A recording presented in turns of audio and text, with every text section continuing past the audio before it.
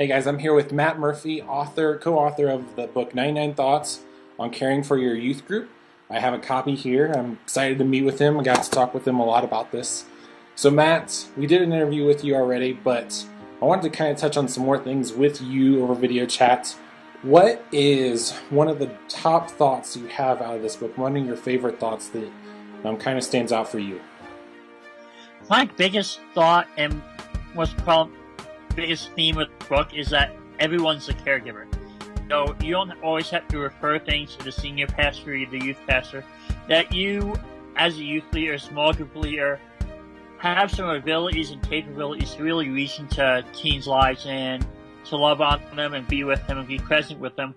And that includes everything from that coffee shop counseling that we talk about to all the way through crises and just walking through the storms of teens' lives like that.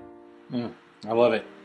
So, just talking about a lot of these different things, I'm thinking of the stories that you have heard throughout all of this, and this book's been out for about 3 months, right? And so, what is some of the feedback, maybe some of the stories that you've heard from different people that have read your work, just some of the different conversations you've actually had?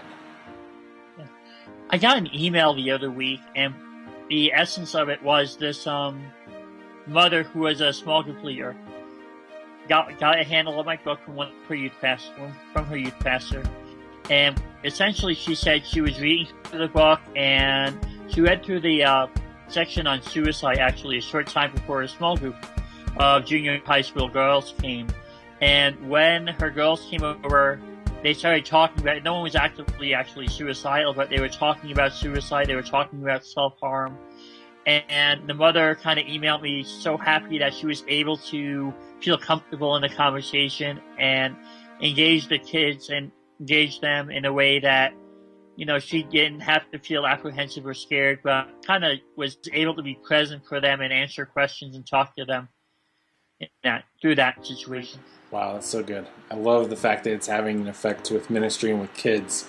Now, you talk a lot about crisis stuff, and I love addressing that because I think a lot of youth workers are unprepared. But you also talk at the very beginning of the book about self-care, about how you can equip yourself, and really how you can protect your ministry and yourself and your family. One of my heart's biggest things for youth workers. Can you just tell us a little bit more about that idea, that concept? Yeah. We do spend a bit of time talking about self-care in the book. A couple of the things that I highly recommend to people is, one is keeping the Sabbath. Having a time set aside in your week, hopefully a full 24 hours if you can, if not several really large blocks, where you get alone, when you get up with the Word, you read, you pray, you even fast sometimes, and just kind of help give space for the Holy Spirit to recharge your life. Another big part of it is having mentors or peers that you could rely on, groups online or in your community that you could go to, things like National Network of Youth Ministries that you could tap into and become part of a bigger group that care for you as you care for them. So you're not all alone in youth ministry. You're not feeling like you're on this, barren island by yourself fighting all of the rampages of teen life by yourself. I definitely love just the whole concept of this book. It's very practical, to the point that I am planning on buying this book for all of my volunteers. We do a big volunteer training at the beginning of every year, make sure everybody's prepared, ready for the year as they come up, and obviously you can't prepare for everything. I feel like a lot of what this is, a lot of what you talk about in this book is stuff that you just can't prepare them for, but if you give them this resource, if you give them these 99 thoughts, that they have it in their back pocket, that they are just at least prepared to some degree for situations like this, and I love the resource. I know Simply Youth Ministry loves doing bulk discounts and things. If you want to buy one for each of your youth leaders, I think that's awesome. And you spend time talking about, what you do when you don't know what you do.